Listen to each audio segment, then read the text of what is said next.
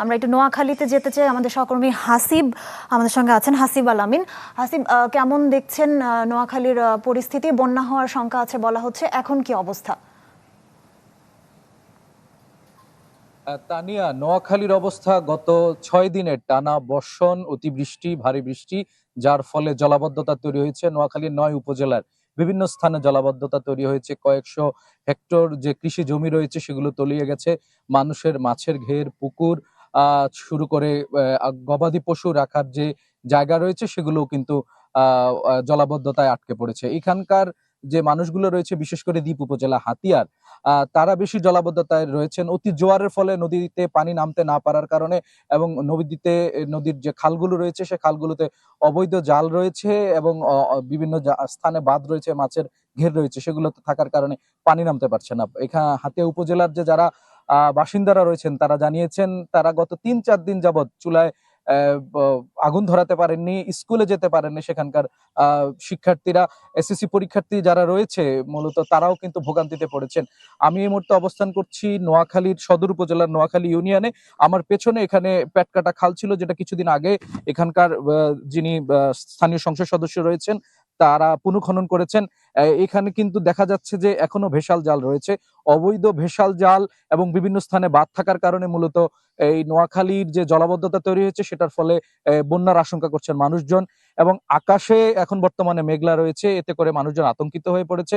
আমরা হাতিয়া উপজেলা প্রশাসনের সাথে কথা বলেছি, তারা বেশ কিছু স্থানে অবৈধ ভেসাল জাল অপসারণ করেছেন, তবে সেগুলো পর্যাপ্ত নয়। নোয়াখালীতে আরো অনেক স্থানে বাঁধ রয়েছে, রিকশাওয়ালার বাঁধ থেকে শুরু করে বেশ কিছু বাঁধ রয়েছে, যার ফলে জলাবদ্ধতা থেকে বন্যার আশঙ্কা করছেন নোয়াখালীর মানুষজন। তাদের পূর্বের যে 24-এর বন্যার সে ক্ষত এখনো শুকোয়নি। এর ভেতরে যদি আবার আরেকটি বন্যা হয় তাহলে নোয়াখালীর মানুষ ক্ষতিগ্রস্ত হবেন।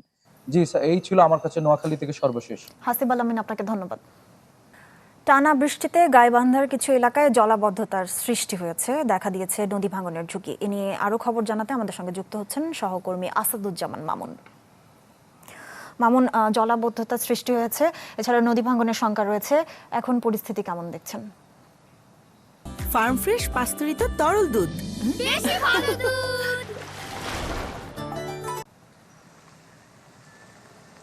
হ্যাঁ সামিয়া, গত 2 দিন থেকে কিন্তু গাইবান্ধায় টানা বৃষ্টি, কখনো মিশুলধারে বৃষ্টি, কখনো ঝিরঝির করে বৃষ্টি হচ্ছে। এর ফলে কিন্তু গাইবান্ধা শহরের প্রায় 10টি যে শহরের বিভিন্ন ওয়ার্ড রয়েছে সেখানে 10টি এলাকা কিন্তু হাঁটু পর্যন্ত পানি, রাস্তার পানি জমে গেছে। এখানে মানুষের চরম দুর্ভোগের মধ্যে পড়েছে। পাশাপাশি ড্রেন উপচে কিন্তু পানি পড়েছে, উঠে গেছে রাস্তাঘাটে। আমি এখন রয়েছি গাইবান্ধা শহরের মধ্যপাড়া এলাকার গাইবান্ধা সরকারি বালিকা উচ্চ বিদ্যালয়। এখানে দেখতে পাচ্ছেন এখানে কিন্তু হাঁটু পর্যন্ত পানি। এই রাস্তায় ছাত্রীরা কিন্তু এখানে তাদের জুতো ভিজে কিন্তু তারা কিন্তু এখানে পরীক্ষা দিতে আসছে। এরকমটা কিন্তু গাইবান্ধার যে এইচএসসি পরীক্ষা রয়েছে সেই কেন্দ্রগুলোতেও অবস্থা রয়েছে। গাইবান্ধা শহরের পিকে বিশ্বাস রোড, কাটারি বাজার, মুন্সিপাড়া, V8 রোড, মধ্যপাড়া এবং শাপলাপাড়া সহ বিভিন্ন 10টি স্থানে কিন্তু আপনার হচ্ছে এই জলাবদ্ধতার সৃষ্টি হয়েছে। এর কারণ হচ্ছে আপনার হচ্ছে ড্রেনেজ ব্যবস্থা একেবারেই নেই গাইবান্ধা শহরের মধ্যে। পাশাপাশি যেটুকু ড্রেনেজ ব্যবস্থা রয়েছে সেটুকুর মধ্যে কিন্তু পানি নিষ্কাশনের যে ব্যবস্থা করা হবে সেটা কিন্তু তারা কিন্তু করছে না। পানি নিষ্কাশনের ব্যবস্থা একেবারেই বন্ধ রয়েছে। এই কারণে কিন্তু শহরের ড্রেনগুলোর পানি এবং বৃষ্টিতে রাস্তাঘাট ডুবে গেছে। পাশাপাশি এই বৃষ্টির কারণে কিন্তু গাইবান্ধা, সুন্দরগঞ্জ, সাগাটা, ফুলছড়ি এবং গাইবান্ধা সদর উপজেলা যে নদী রয়েছে ব্রহ্মপুত্র, তিস্তা, ঘাঘট, করতোয়া, এই সমস্ত এলাকায় কিন্তু নদী ভাঙনের দেখা দিয়েছে এবং তীব্র নদী ভাঙন চলছে। এখানে পানি উন্নয়ন বোর্ড কিছু কিছু জায়গায় কাজ করলেও তারা কিন্তু বেশ কিছু জায়গায় কিন্তু আপনার হচ্ছে সেভাবে কাজ করেনি।